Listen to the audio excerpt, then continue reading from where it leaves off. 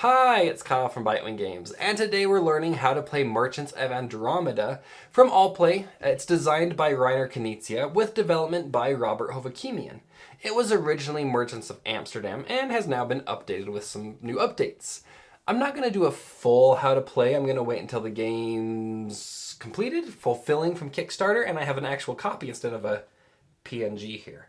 But for today, we'll just do how to play in a nutshell. The point of the game is to win, and you win by having the most points, or money. You'll earn money by competing on the different boards. Think of it like a few mini games. You're competing for majority, or influence, or set collection. On your turn, you'll flip 3 action cards, one at a time. Each card you flip, you'll choose which location it goes to. Here, you'll gain a resource. Here, you'll gain an action, and here the card will be auctioned off. So let's say I flip this card. Oh, I want that action. I'll place it here. The next card I flip, I don't really want that resource, so let's go ahead and auction that off. The third card I'll flip, and that will go into the last available spot, so I will gain that resource. Each action will tell you which of the mini games or boards you're going to play to or manipulate somehow. This one lets you vote for one of the 3 senators, trying to change how scoring functions. I'll go over those actions in a minute. The final card will be auctioned. To auction, you'll have a 20-second timer. There's going to be a fancy app, but a phone or a stopwatch works just fine. So you'll start the 20-second timer, and your bid is whatever the timer is showing. So if you want to bid 15, the timer's going to go down until the timer hits 15, and you shout, 15! The player who shouted the number and stopped the timer pays that amount of money to the bank. That player earns the resource and gets to take that action. So let's really quickly look at all the different actions. This action lets you make 2 votes for senators, placing your tiles into the box of the person you're voting for. And you can vote 2 times for the same person or split your votes up. This action lets you explore. Choose any location and flip over adjacent tiles one at a time. There are artifacts, which will score you endgame points for unique artifacts.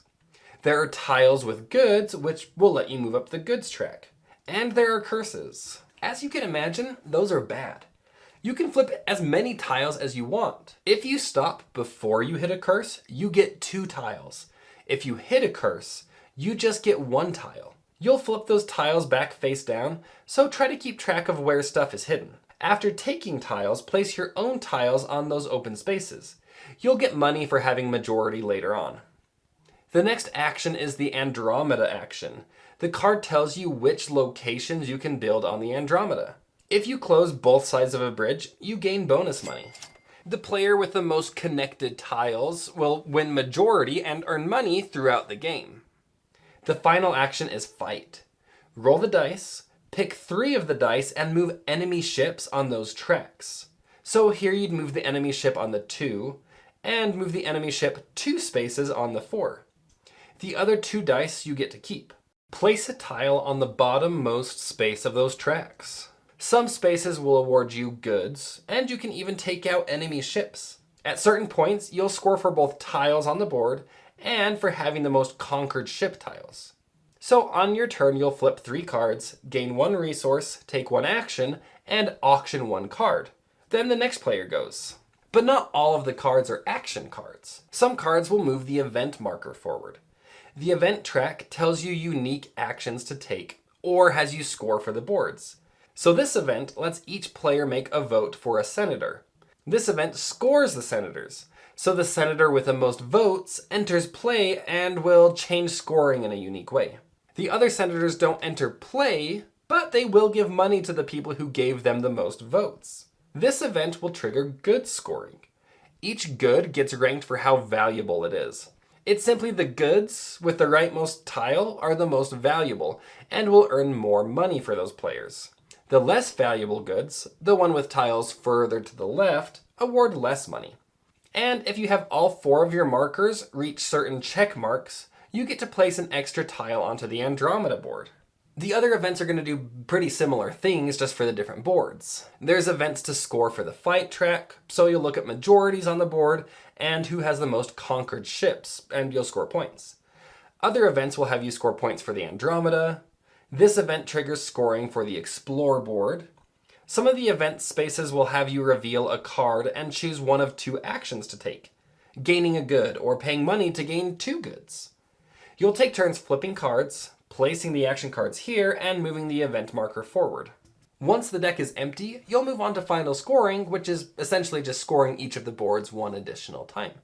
And that's basically the game in the nutshell. There's just going to be these different boards with mini games that you're trying to compete for. With the Explore board, you're trying to keep track of where certain tiles are and gain majority. You also want to do some set collection here, acquiring unique artifacts for more endgame points. The Fight board is all about timing and moving ships and yourself at just the right moment to get majorities and specific goods. The Senate is about voting to change how scoring will happen. For example, if this senator wins, the goods scoring will change next time you score for goods. So if you're really high on the goods track, you want this guy to win, so you'll gain a lot of money for your goods. But the Senate is also about putting votes in for someone that will probably lose, because second and third place senators award money to players who voted for them. And aside from the boards and the tracks, the game really comes down to the auctions. You're going to be spending money, your end game points, to move up these tracks, hoping to gain more money in a future payout.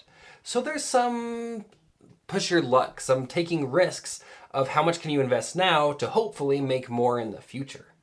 And that's kind of the Merchants of Andromeda in a nutshell. Like I said, I'll do a full how to play at a future date. But for now, if you have any questions, let me know in the comments below. Until next time.